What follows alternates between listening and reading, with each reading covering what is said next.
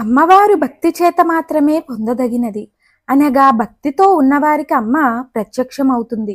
ఒక సద్గురువుని ఆశ్రయించి అమ్మవారి మూర్తి విశేషాలు తెలుసుకొని ఆ తల్లిని ఎలా పూజించాలో, మనస్సును ఎలా అర్పించాలో తెలుసుకోవాలి.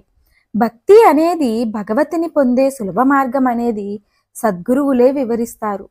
పూర్వం సుదర్శనుడు అనే రాజకుమారుడు అమ్మవారిని తల్లి, నిన్ను బ్రహ్మాది దేవతలు కూడా చూడలేరు, అయినా నాబోటు సామాన్యునికి నీవు ప్రత్యక్షమై దర్శనమిచ్చావు, ఇంత సులభంగా దొరకటానికి మూలం ఏమిటి అమ్మా అని ప్రశ్నించగా, నాయనా, నేను నిజమైన భక్తికి దొరికినట్లుగా ఇంక దేనికి దొరకను, నన్ను దర్శించడానికి భక్తి కన్నా గొప్ప మార్గం మరొకటి లేదు అని అన్నది.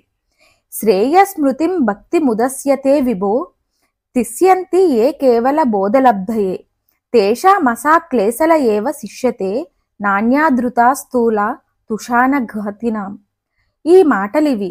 మానవులకు శ్రేయస్సులను కురిపించే బ్రహ్మదేవుడు శ్రీకృష్ణుడితో అన్న మాటలివి. మానవులకు శ్రేయస్సులను కురిపించే భక్తిని విడిచి అన్య మార్గాలలోకి అడుగు పెట్టడం దండగా. ఇతరులకు బోధించడానికి, ఆత్మ ప్రబోధానికి భక్తి ముఖ్యం. తపస్సులు చేయడం విఫలం. బియ్యం కావాలంటే ధాన్యాన్ని దంచాలి, పొల్లు దంచితే బియ్యం రావు. ముక్తికి, అమ్మవారి సాక్షాత్కారానికి అవసరమైనది భక్తి మాత్రమే.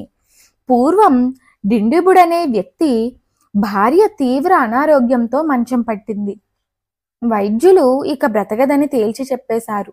అప్పుడు గోబిలుడనే ఋషి డిండిబునితో అమ్మవారు భక్తితో పొందదగినదని, ఓం భక్తి గమ్యాయై నమః అనే మంత్రాన్ని నీ భార్య ఆరోగ్యవంతురాలై జీవించాలనే సంకల్పం చేసి 10,000 సార్లు జపించమని విధానం బోధించగా డిండిబుడు అలాగే చేశాడు.